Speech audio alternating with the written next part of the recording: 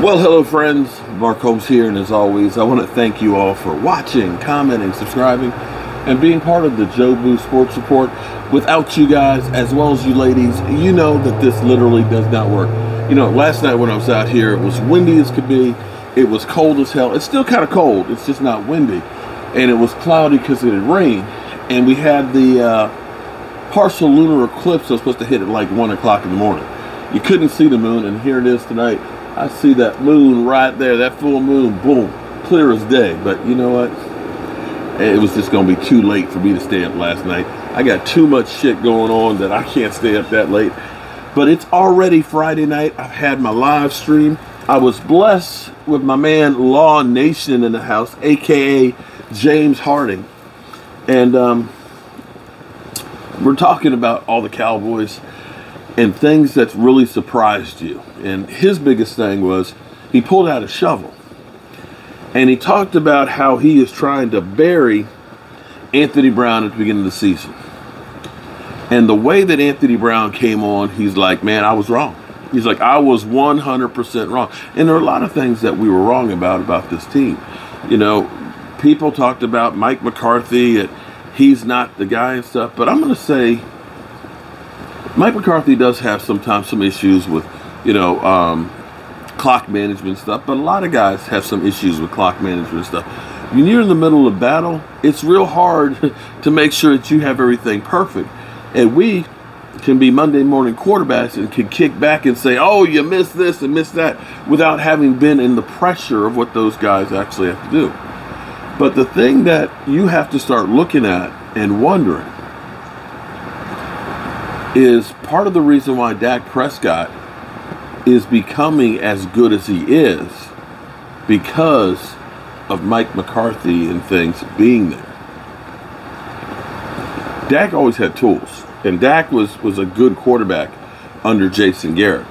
But make no mistake about it, this Dak Prescott, I know the haters out there and the trolls and stuff will say I'm crazy, but when you talk about Aaron Rodgers, remember, Aaron Rodgers got to sit on the bench for several years before he actually started playing. You had Mike McCarthy, who worked with Brett Favre. He worked with Alex Smith. He worked with Joe Montana. He worked with some great quarterbacks. And the question you have to ask is, would Aaron Rodgers be Aaron Rodgers without Mike McCarthy? Because we all believe that, oh, Aaron Rodgers, man, you know, he's the guy and everything else. But, you know, coaching matters. You can be a great player, but if you don't have the coaches that teach you how to play, it doesn't matter. Anthony Brown, the Anthony Brown that we see right now is not the Anthony Brown that we've been seeing for these other years. Clearly, Dan Quinn has brought more out of that guy. Diggs, he was okay last year. This Diggs is on another level, another plane. You go from, you know, Mike Nolan to Dan Quinn. It makes a difference. Coaching matters. And I think part of the reason why Dak Prescott is playing the way he is, you got to give some of that credit to Mike McCarthy, who is working down the chain and working with him and Kellen Moore to be that guy. Aaron Rodgers isn't winning Super Bowls on his own. Clearly, you need other people around you, and you need coaching around you. So, the Cowboys, of course, got a blow with Amari Cooper testing positive for COVID and being unvaccinated, which means 10 days minimum. 10 days minimum, just like Aaron Rodgers. Shit. But I'm trying to look at this from a different perspective, because he's been dealing with a sore hamstring, right? He's always got nagging injuries. The way the Cowboys have been playing, and you start looking at this, because technically in a couple of weeks the Cowboys can pretty much lock up their division. And at that point, you start thinking about playoffs, and you start thinking about guys that are a little bit nicked up and saying, let's rest these guys so we have them for the push for the playoffs. and you start rotating and playing in less and less guys. In a way, that's what we can do right now with Amari Cooper.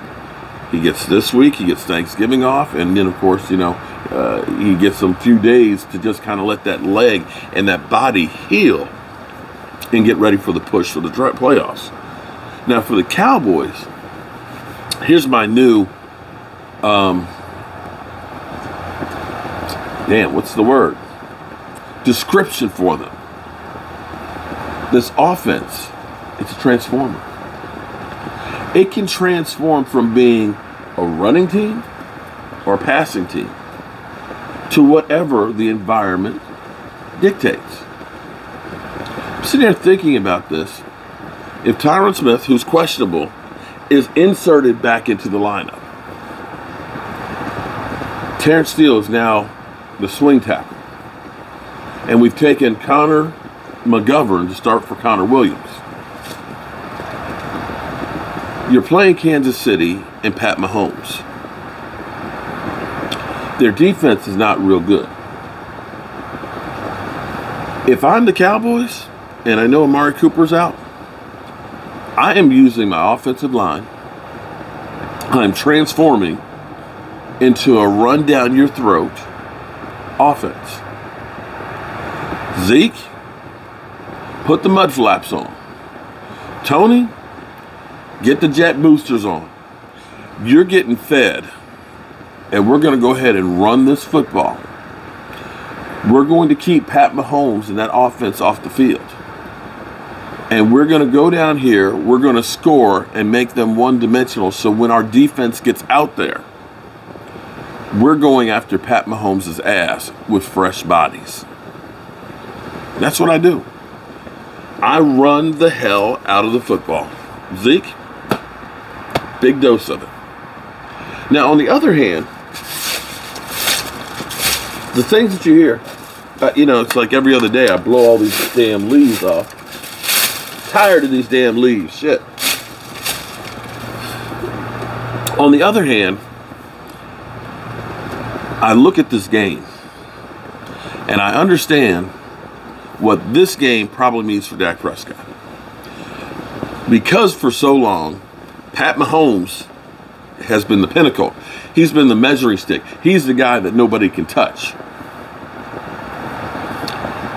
If the Cowboys go to Arrowhead Stadium and Dak Prescott puts on a show and outshines Pat Mahomes, that's huge for Dak Prescott. That's huge for the Dallas Cowboys. That's huge for all the naysayers that have been saying that Dak's not that guy. He can't compete. He can't carry Mahomes' jockstrap. That makes those mother humpers eat some crow. And I believe that the Dallas Cowboys want to give Dak Prescott that. That's their guy. That's their leader that they missed last year. And I think that this team comes out like a bunch of crazed dogs. But it is the NFL, and anything can happen. So with that being said, it's been a long day. We got out a lot of the great racks to you guys. A couple of things. If you're a channel member and you haven't gone through it, go to the community tab and click on there about the membership website that I have, okay? Some of you have been members for a long time and you never sent me your address so I can send you a shot glass. This is the way to make sure that I get you your stuff and that we're going to be doing some extra things. You get, for example, you get 25% off of Joe Boo's merchandise. But most of you guys don't know it or have figured it, haven't gotten in contact with me to take advantage of that stuff. So there's a lot of perks in there that I want to make sure that we start taking care of. So go there, get that filled out, and that way we can send you an email and say, here you go, here's your stuff, here's your shot glass and stuff. And you can also do things like Nick Cap. Nick Cap, I didn't know he was a tailgate member who's a Washington fan. So that way I don't send him a Dallas Cowboy rack. I send him a Washington one. And we take good care of you guys. That being said, I'm ready to go to bed. And God willing, I'll wake up in the morning and I'll be back here for you guys. I fumbled it, but I got it. Don't fumble it, Danny. Don't fumble it. Thank you as always. Peace.